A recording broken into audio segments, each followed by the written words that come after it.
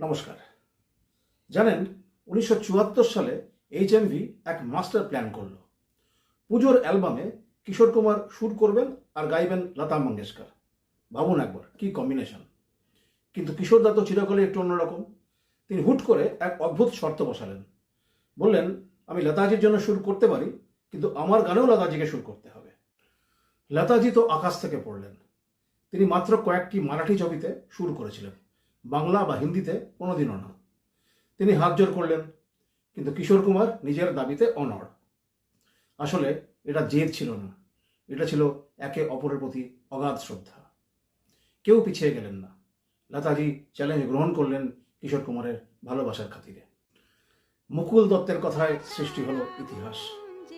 কিশোর কুমারের সুরে লতাজি গাইলেন চিরকালীন সেই গান, প্রিয়তম কি লিখি তোমায়, আর ভালোবাসার আগুন জ্বেলে কেন চলে যাও।